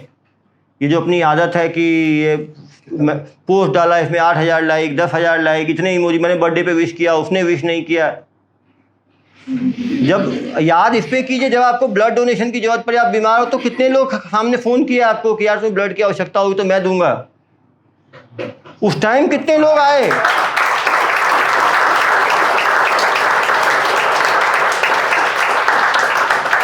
दोस्ती तब मालूम चलता है कि लास्ट डे एग्जाम है, आपके नोट्स नहीं है आपके पास, आपने मांगा, उसने कहा मैं पढ़ लेता हूँ 1 घंटे में, फिर तुम दे दूंगा, तुम पढ़ लेना। वेब जो है सबसे इनसिक्योर चीज़ है। पहले अच्छा होता था, हम लोग उस वाले कैमरा से खींचते थे तो वो अलग रहता था, कभी जुड़ता ही नहीं था कंप्यूटर से। इसमें जो भी जानकारी है हमेशा पासवर्ड अलग अलग सिस्टम के लिए अलग अलग रखें। लोगों की आदत है गूगल का भी सेम पासवर्ड, लिंक्डइन का भी सेम पासवर्ड, फेसबुक का भी सेम, कोई नया ऐप भी डाउनलोड कर लिया उसका भी वही पासवर्ड। एक ये भी आदत है, कहीं पे हुआ कि पहले शॉपिंग में 50% डिस्काउंट, तुरंत उसको डाउनलोड कर लिया। ऐप की कैसा ऐप है, ऑथेंटिसिटी देख के उसको डाउनलोड करें। सोशल मीडिया के लिए एक पासवर्ड रखें, ऐप्स के लिए एक पासवर्ड रखें, बैंक के लिए अलग पासवर्ड रखें। आपने सुना होगा लिंक्डइन का एक बार हैक हुआ था, जोमेटो का एक बार हैक हुआ था, करोड़ों पासवर्ड्स हो गए। लोगों ने सेम रखा, उनके सिस्टम में घुस के काफ़ी चीज़ें गायब हो गई। आजकल यदि आप गूगल का पासवर्ड किसी के पास आ जाएगा तो वो गूगल डैशबोर्ड से आपके फ़ोटो निकाल सकता है, वीडियो निकाल सकता है, लोकेशन निकाल सकता है, पूरे 10 साल में आप कहाँ कहाँ गए हैं, किस किस से मिले हैं, कहाँ पे आपके कौन से फ़ोटोज़ हैं, कौन से आपके वीडियोज़ हैं। एक बार आपका जीमेल का पासवर्ड आपका गूगल डैशबोर्ड पे जाके देखना, इतनी सारी जानकारी है उसके बारे में। एक बार आपका पासवर्ड हैक हो गया, उस जानकारी के लिए ब्लैकमेल करके एक्सटॉर्शन कर लेते हैं लोगों से। तो मोबाइल मशीन आदमी की ज़िंदगी को बेहतर करने के लिए है। मशीन आदमी की ज़िंदगी बन जाए ये गलत है। इसको उतना ही दें जितनी इसकी आवश्यकता है। ह्यूमन टू ह्यूमन बिहेवियर बहुत कम हो रहा है मशीन आने के बाद। छोटा बच्चा नहीं है, रोता है, घर वाले मोबाइल। बच्चा सो नहीं रहा है, मोबाइल। हम दोस्तों से बात कर रहे हैं, बच्चा डिस्टर्ब कर रहा है, मोबाइल। वो तो किस्मत अच्छी है, मैं उस युग में जन्म लिया जब मोबाइल ही नहीं था। 99 में जब मैं +2 किया तब मोबाइल आया इंडिया में। इतना बड़ा आता था उस टाइम, 36,000 40,000 का। तो मोबाइल नीड है आज के दिन में।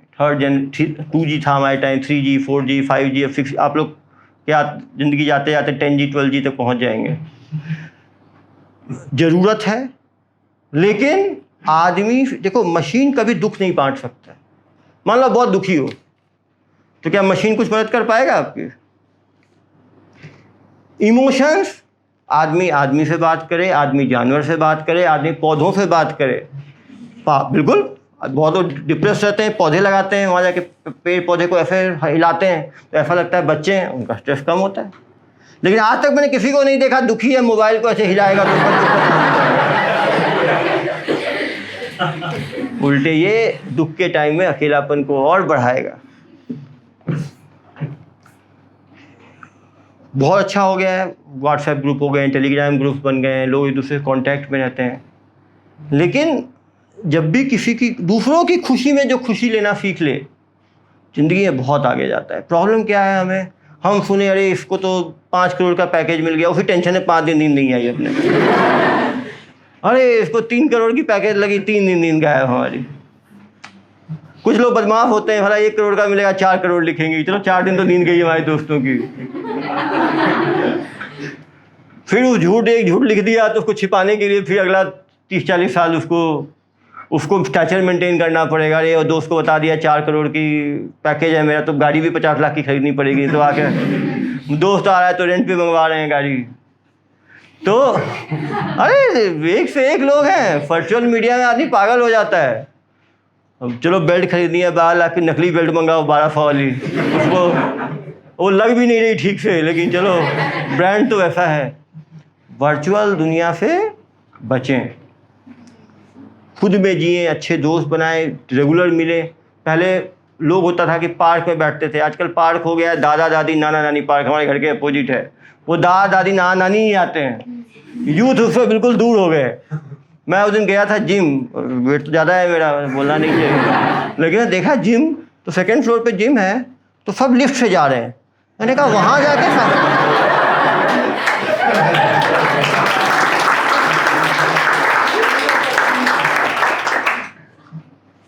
जिम में देखा टक साइकिलिंग मार रहे हैं, और घर से आ रहे हैं क्या ड्राइवर कार में, साइकिल ही खरीद लेते, थोड़ा नेचुरल साइकिलिंग भी कराते। बाहर साइकिलिंग करने में सम्मान का नुकसान, और जिम में साइकिलिंग करने में सम्मान। हम आर्टिफिशियल खुशियों की तरफ यदि भागते रहेंगे तो ज़िंदगी भर खुशी कभी नहीं मिलेगी हमें। हम ट्रेडमिल में फुल दौड़ रहे हैं, और हमें 100 मीटर जाना है तो हम पहले ड्राइवर को बुला रहे हैं, फिर गाड़ी में बैठ रहे हैं, फिर जा रहे हैं, फिर उतर रहे हैं। हम यदि नेचुरल सेटिंग्स पे काम करेंगे तो फिटनेस का एक अलग मज़ा रहेगा। अरे काफ़ी बच्चे ऐसे जिन्होंने एनवायरनमेंट देखा नहीं है, जिन्होंने कभी अपना खेत नहीं देखा, कभी गांव नहीं देखा। सब यदि आप जितनी डाइवर्स आपकी पर्सपेक्टिव होगी कि किसान क्या सोचता है, ट्रेडर क्या सोचता है, एंटरप्रेन्योर क्या सोचता है, मेंटल डेवलपमेंट होगा आपका। मैं जैसे इतनी जगह घूमता हूँ, इतने लोगों से मिलता हूँ, डेली कुछ ना कुछ लर्निंग है। जो आदमी ह्यूमन बिहेवियर को लर्न कर ले, ह्यूमन फीलिंग्स को लर्न कर ले, उससे ज़्यादा एनरिचमेंट ऑफ नॉलेज दुनिया में कोई नहीं है। आप बात करें एक दूसरे से, समझें एक दूसरे को। समझने के लिए बहुत ज़रूरत है पेशेंट लिसनर होना। हर आदमी इंडिया में बोलना ही चाहता है, सुनना कोई नहीं चाहता।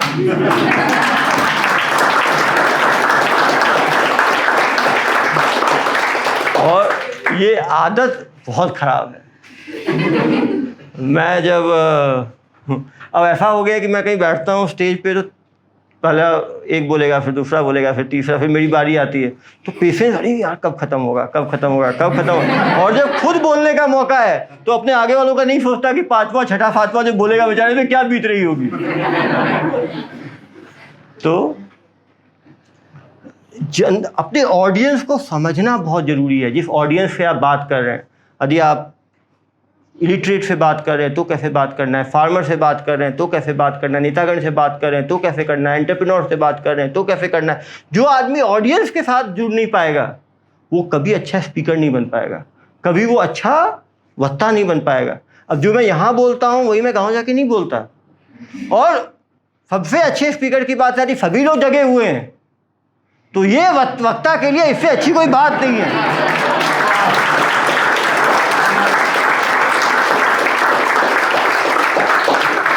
दो हॉलमार्क है, यदि जनता जगी हुई है और जनता बातें नहीं कर रही है, इसका मतलब गुड स्पीकर है। और गुड स्पीकर कोई जगाते नहीं है, जनता जगी रहती है। फेलियर अपने अंदर ढूंढे। काफ़ी टीचर्स होते परेशान हो जाते हैं, अरे सब बच्चे सो रहे हैं मेरी क्लास में। सोचें प्रवीण सर,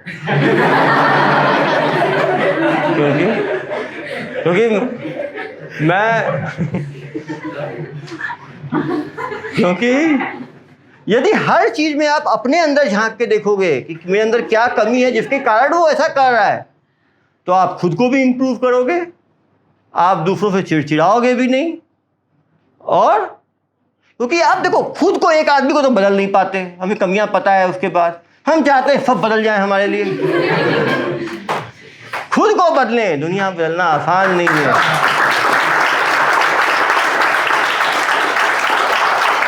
बाकी लंबा ना करते हुए, क्योंकि फिर 5 मिनट पूछेंगे सर क्वेश्चन। हाँ बिल्कुल, अपनी वाणी को विराम देता हूँ। जय हिंद, जय छत्तीसगढ़।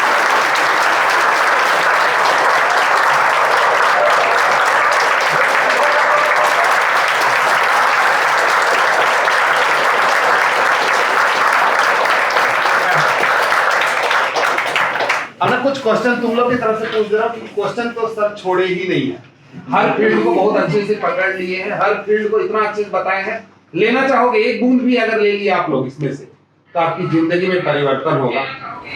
सर सबसे पहले ये कॉमर्स की दुनिया है, कॉमर्स के लोग हैं और कॉमर्स के बच्चे यहाँ बैठे हैं, और आज पहली बार इस छोटे से कॉमर्स इंस्टीट्यूट में आप आए हैं, तो आपको कैसा लगा? बहुत अच्छा लगा, क्योंकि जैसे मैंने कहा कि मेरे लिए भी एनरिचमेंट है। कॉमर्स मेरे लिए बिल्कुल नया है।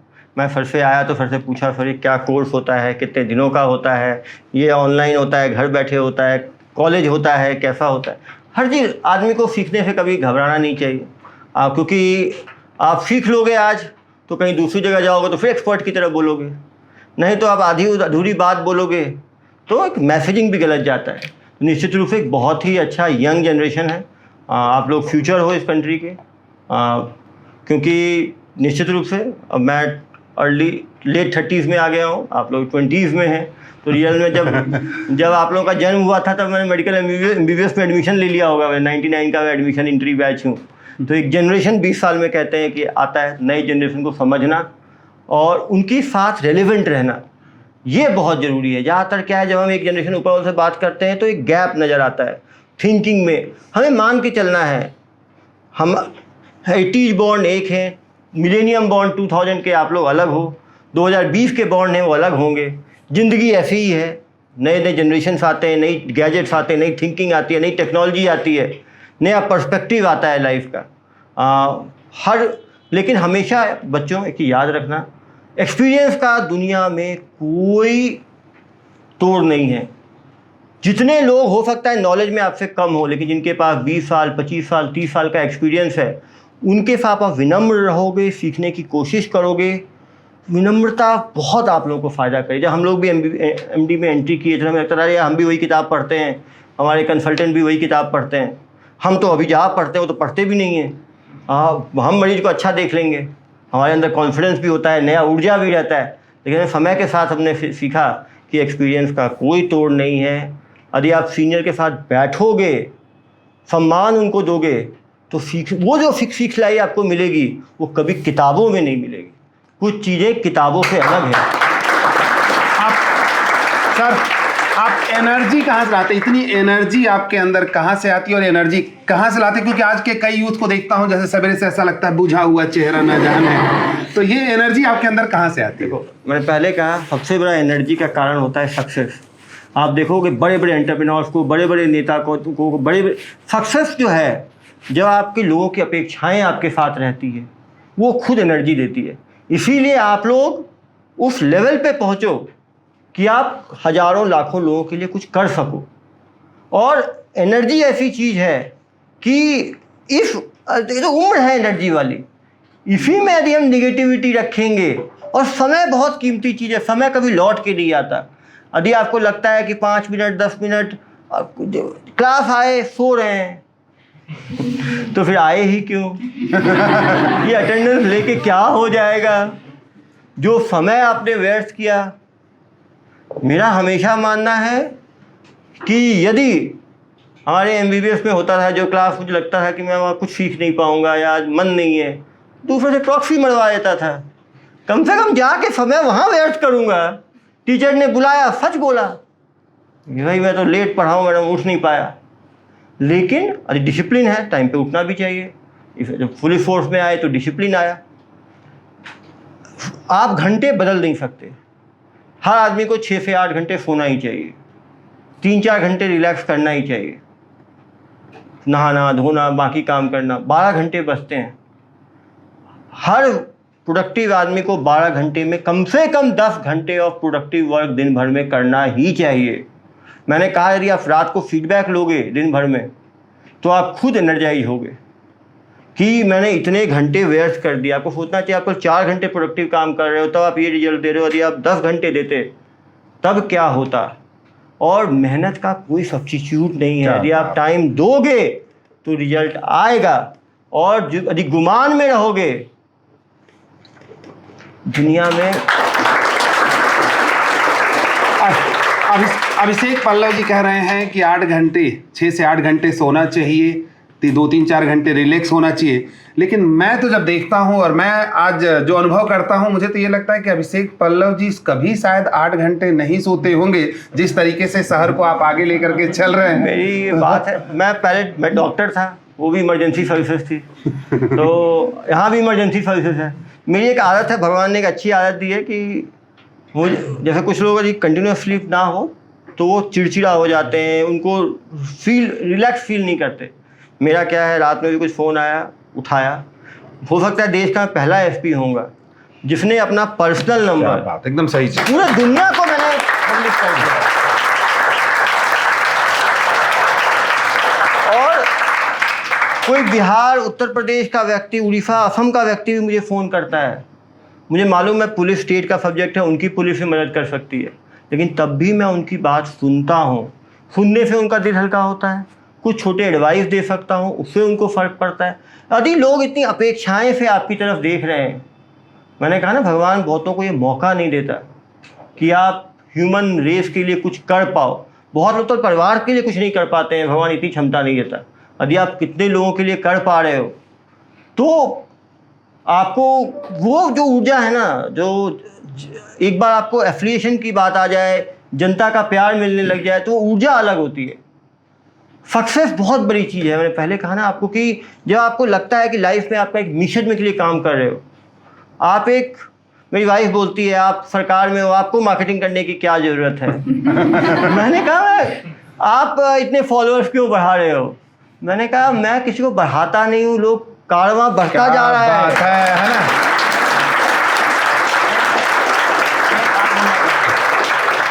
मतलब आपने ना हम सबको पहले ही खास बना दिया है, इसलिए बना दिया है क्योंकि पहले जिसके पास एसपी का नंबर होता था वो खास, मतलब बहुत बड़ा आदमी होता था। हम सबके पास आपका नंबर है, पूरा है।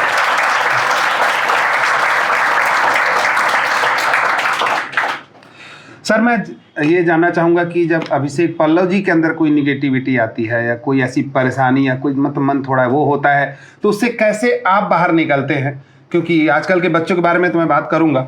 देखिए, मैंने कहा ना कि जब आप पॉजिटिव हैबिट्स रखते हो तो आपको बुरे समय में मदद करता है। मतलब टांग टूट गई थी, नियर ब्रेकअप मान लें, वो हो गया तो सब साथ में हुआ। 2 साल बेड पे रहना कोई आसान बात नहीं, 250 टाँके लगे हैं, स्टिचेज लगे हैं मुझे।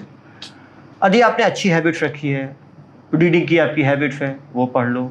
म्यूजिक से आपको इंटरेस्ट है, म्यूजिक कर लो। आर्ट हो गया, म्यूजिक हो गया, ड्रामा हो गया, क्रिएटिविटी हो गई, मेडिटेशन हो गया, रिलीजन हो गया। हर आदमी को कोई ना कोई हैबिट ऐसा ज़रूर रखना चाहिए जिससे आदमी को सुकून मिले। और यदि आप नेगेटिव कंपटीशन नहीं रखते हो तो हमेशा आप खुश रहोगे। बैच 6 महीने आगे निकल गए, चलो अच्छा, ज़िंदगी क्या पता, कोई 60 जिएगा, कोई 65 जिएगा, कोई 70 जिएगा, कोई अभी निपट जाएगा बाहर जाते ही मेरा। अगला पल किसने देखा है। हम डेस्टिनी को शेप कर सकते हैं, लेकिन हर आदमी को भगवान की ताकत पे भरोसा होना चाहिए, जो इटर्नल फोर्स है। वो यदि आप इटर्नल फोर्स को मानोगे तो आपके अंदर वो ईगो नहीं आएगा। आप ब्रह्मांड का 0.00001% भी नहीं जानते हैं। कल को नहीं पता कौन सा गोला कहाँ से आए, पृथ्वी पे लग जाए, पृथ्वी साहब आउट हो जाए। हम खुश हैं कि हमने 5G 6G 7G कर लिया, हमें खुश हो गए, हमने एटॉमिक बना लिया, आर्सेनल बना लिया। वहाँ से गोला आएगा, पृथ्वी से 10 गुना बड़ा गोला मारता हुआ लेता हुआ चला जाएगा सबको। वहाँ हो सकता है ब्रह्मांड में कोई बड़ी ताकतें होंगी, हम चींटी की तरह होंगे उनके सामने। तो कभी भी गुरूर ना लाएं, जो मौका मिले उसको यूटिलाइज करें, अपने करियर एडवांसमेंट में करें, सभी लोगों को साथ लेके चलें। भगवान ने हो सकता है आपको मौका दिया है, अच्छे परिवार में जन्म लिए, घर वालों ने इतनी सोच रखी है कि आप एक बेसिक लेवल पे आए। कल मैं गया था, एक लड़की जो 10th में 3rd रैंक लाई है, 7th रैंक लाई है, उसके बेटे, उसके फादर 302 के ये में जेल में है 4 साल से। 9 भाई बहन हैं वो। आज में सब बाकी भाई बहन सब नशा करते हैं, इधर उधर घूमते हैं। काफ़ी बच्चे हैं जो एडवर्सिटी में आके आगे निकलते हैं, हमें उनका भी कदर होना चाहिए। क्या बात। क्योंकि मैं फॉर्चुनेट था, मेरे फादर इतना ध्यान देते थे, सब चीज़ें थी। उसके बाद उनका सोचिए, तो भगवान ने जो आपको अपॉर्चुनिटी दिया है उसके लिए उनको धन्यवाद दीजिए। भगवान ने पहला जो दिमाग दिया है आपको, उन बच्चों का सोचिए जो मेंटल रिटार्डेशन के साथ आते हैं, ऑटिज्म के साथ आते हैं। यदि भगवान ने आपको इंटेलेक्ट दिया है और उसके बाद भी आप कम बुद्धि वालों की तरह हरकतें कर रहे हो, तो जो भगवान का रिवार्ड है वो कब पनिशमेंट में कब बदल जाए पता नहीं चलेगा। क्या बात है। आज के यूथ के लिए सिंगल लाइन में मैं चाहूंगा कि आप ये बताइए, बहुत जल्दी डिप्रेशन में आ जा रहे हैं, फ्रस्ट्रेशन, नए नए शब्द लाए हैं पता नहीं कहाँ से, डिप्रेशन, फ्रस्ट्रेशन, एंजाइटी और ऐसे और बहुत सारे, बहुत अलग अलग डिक्शनरी में शब्द हैं सर। और रीजन क्या रहता है नहीं मालूम, रीजन इनको भी नहीं मालूम रहता है किस वजह से ये डिप्रेशन में है। देखिए, हाँ, इमोशन। देखिए इस उम्र में हार्मोनल चेंजेस भी होते हैं, बालिकाओं में होते हैं, बालकों में होते हैं। ये उम्र ऐसा होता है जब हाई रिस्क टेकिंग बिहेवियर होता है। हर आदमी को लगता है मैं तो कर लूँगा। किसी का एक्सीडेंट हुआ और लगता है अरे उसका गाड़ी का ब्रेक अच्छा नहीं होगा, डिस्क ब्रेक नहीं होगा, आंखों का रिफ्लेक्स अच्छा नहीं होगा, मैं तो सब अच्छा हूँ। तो हाई रिस्क टेकिंग बिहेवियर रहता है। बच्चों के अनड्यू एक्सपेक्टेशन होते हैं। प्रॉब्लम होता है एक्सपेक्टेशन और रियलिटी मीट नहीं करती है। हमने कभी मॉक टेस्ट दिया ही नहीं तो हमारे एक्सपेक्टेशन तो ऊपर रहेंगे। यदि हम शुरू से देते जा रहे हैं मॉक टेस्ट और 100 में हमें 10, 12, 15 आ रहे हैं, तब एग्जाम में 25 भी आएगा तो अच्छा लगेगा क्योंकि हमेशा मॉक टेस्ट डिफ़िकल्ट होता है मेन टेस्ट से। तो फीडबैक बहुत ज़रूरी है लाइफ में। हम खुद को यदि फीडबैक सही नहीं दे पाए, कोई अच्छे दोस्त रहे जो हमें बताएं, और फीडबैक सुनने की ताकत हम डेवलप करें। यदि किसी ने फीडबैक दिया तो अरे वो जल्दी होगी मेरे से, वो तो परेशान होगी, मुझे परेशान करना चाहती है एग्जाम के पहले, मुझे डिमोटिवेट करना चाहती है। हम कड़वा सच सुनने की ताकत नहीं रखते हैं। यदि हम रियलिटी सुनने की ताकत रखें, कंस्ट्रक्टिव फीडबैक लें। अब मेरे अंदर भी जब आता है, जब थोड़ा गुमान आ जाता है, कुछ लोग लिखते हैं सर ये गलत है, तो तुरंत आदमी रजिस्टेंट हो जाता है, नहीं ये तो ऐसे ही बोल रहा होगा। जब हमारी कोई चीज़ होती है जैसे इमोशनली हम लेडन रहते हैं, कहते हैं डॉक्टरी में कभी भी अपने रिलेटिव का हम ऑपरेशन नहीं करते क्योंकि वो इमोशनल रहते हैं, सही जजमेंट नहीं ले पाते हैं। वही चीज़, अपनी चीज़ में कोई कुछ बोले तो हमें तुरंत ख़राब लगता है। तो बहुत ज़रूरी है हम सही जो रियलिटी से हम टच में रहें, कुछ अच्छे दोस्त बना के रखें, कुछ अच्छे हैबिट बना के रखें। अपने इमोशनल्स, कहते हैं इमोशनल अवेयरनेस, कि अपने इमोशंस को पहले खुद ही समझें। क्या है, क्या बात है। एक है हम दुखी हैं, सोच सोच के हम परेशान हो रहे हैं, तो दो इमोशन एक साथ आ गए, एक दुखी और दूसरा घबराहट। हम घबराए हुए क्यों हैं? क्योंकि हम दुखी हैं। ठीक है, दुखी है तो घबराना क्यों? दुख आया है, दुख चला जाएगा। किसके लाइफ में दुख नहीं आया? बहुत लोग दुख दिखाते नहीं हैं, मैं बता रहा हूँ ना। यहाँ जितने लोग बैठे हैं ना, सबके ज़िंदगी में दुख होगा। किसी के पर्सनल, किसी के सोशल, किसी के प्रोफेशनल, किसी के बच्चे गड़बड़, किसी के पति गड़बड़, किसी की पत्नी गड़बड़, किसी के पेरेंट्स गड़बड़, किसी के आसपास वाले गड़बड़, कुछ नहीं तो दिमाग में गड़बड़ी। हर आदमी परेशान है। तो कभी भी जब भी कोई आपके साथ आप परेशान हो, डिप्रेस्ड हो, एक जगह बैठो, हेल्प सीकिंग करो। कुछ लोग अच्छे दोस्त, पेरेंट्स को अपनी बात बताओ। ऐसा कोई दुख नहीं जो बांटने से ना बटे, और पेरेंट्स से अच्छे वेल विशर दुनिया में हो नहीं सकते। इवन जब 80-85 साल के बुजुर्ग होते हैं, उनके पास भी आप, अब मान लो कोई, मैं देखता हूँ मेरी दादी हैं, वो 85 साल की हैं, मेरे फादर जो हैं वो 60 के हैं। जब फादर भी परेशान रहते हैं, दादी आके उनको कंसोल करती हैं, क्योंकि फादर खुद ही 60 साल के हो गए। पेरेंट्स किसी भी उम्र के हों, पेरेंट्स की जो दुनिया में जो उन्होंने पेरेंट्स की कदर नहीं करी, वो कभी आगे नहीं बढ़ पाए हैं। बताओ, जब भी दुखी हो पेरेंट्स के पास जाए। ऐसा कोई पेरेंट नहीं देखा मैंने आज तक जिसने बच्चे को गलत एडवाइस दी हो। कोई पेरेंट नहीं देखा मैंने। पति दे सकते, पत्नी दे सकते, बच्चे दे सकते, कभी पेरेंट्स दे ही नहीं सकते। सभी फॉर्चुनेट हो जब तक छत्र छाया में आप पेरेंट्स के हो। जाओ, अपनी बात रखो, अपनी बात बताओ। काफ़ी बार रोने से अपने हल्का हो जाता है आदमी। काफ़ी बार अपनी, जब तक आप बात कहोगे नहीं किसी को, आपके अंदर वो गुमार चलता रहेगा, तो वो कहीं ना प्रेशर कुकर की तरह है, प्रेशर बढ़ते जाएगा, तो कुकर तो फटेगा ही कभी ना कभी। हर जगह रिलीज वाल्व चाहिए, और ये रिलीज वाल्व, प्रेशर कुकर का जो प्रेशर वाल्व होता है ना, वो वाल्व क्या है आपका? मेडिटेशन है, रिलीजन है, म्यूजिक है, आर्ट है, रीडिंग हैबिट है, जहाँ पे आप ढाल के वो समय निकाल पाते हो। यदि आप प्रोफेशनल, यदि आप लोगों से डिस्कस करोगे तो सब चीज़ें ठीक हो जाएंगी।